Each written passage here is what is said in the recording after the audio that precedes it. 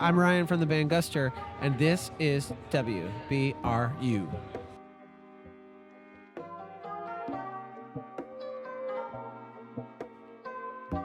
Yeah, we started here when we were in college, three of us, and lived here.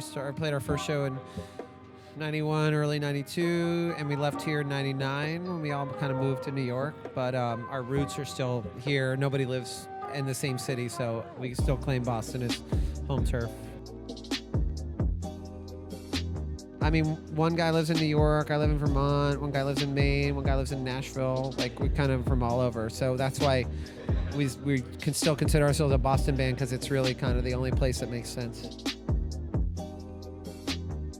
We did it in a few different places. We did some in Calgary, some in Montreal. We did a week in New York. We did a week with John Congleton out in LA, where there's one track from Congleton that's on the record, Mind Control. So yeah, it was like, and mixed in Nashville. I mean, you know, I'm in my 40s.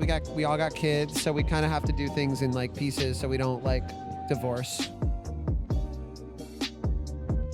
I think in some ways it would probably be better for our band if we could just like get together on a Thursday and get high and play some music together in a room. And so now it's like we have to wait, you know, we have to plan, and it's a whole thing, and then we get high and play music in a room. But yeah, I mean, it's a pain in the butt, but it's like we have to like live our lives, and I think, you know, we all do a lot of different things outside the band, but this is kind of priority one for everybody, so it makes it happen. I might even say the first track, Look Alive, was the most difficult, because it kind of started as a voice and piano and drums, very traditional, ended up way further out, like way more kind of Ableton synthy blips and blops, and that was all credit to our producer Leo Abrahams, who kind of just took it home after a session and showed up with it one day. I mean, it wasn't difficult for us, but I think it was difficult for him.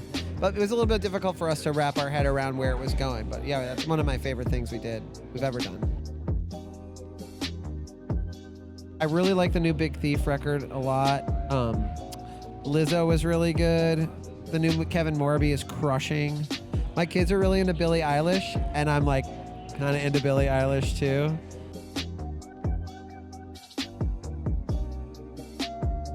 You know, it's hard for me to say, because we were really never part of the Boston scene when we were here. You know, there was stuff going on at the time, like the Q Division world and what was happening at Fort Apache, but it was not really like, it weren't our peers. So, you know, there's stuff that I like that's coming out here, like that band, is it Mutual Benefit? Are they from here? Love that band, and I think there's a bunch of cool stuff. Like every once in a while, I'm like, oh, that band's from Boston. Although I do see shows here from time to time, like, you know, pop into the Sinclair and have seen some stuff there, and there's some great rooms here, and I know there's some really interesting live venues that have come up too. And I have a weird Providence connection too, because do you know the band Arc Iris? They live in Providence. We have a weird band together where it's the three of them and me, called Bwahaha. We've written 8 songs. We wrote them all in Providence at their apartment. And they've actually, the couple times I've been there with them, they like showed me a bunch of parts of Providence I didn't know about. Like, I knew there was like a whole weirdo artsy scene there, but I never saw it. You know what I mean? Like, so like it was like there was something like Big Nazo was playing like behind this big brick facade in the middle of it was so cool, and I was like, I'm super hot on Providence these days. Shout out.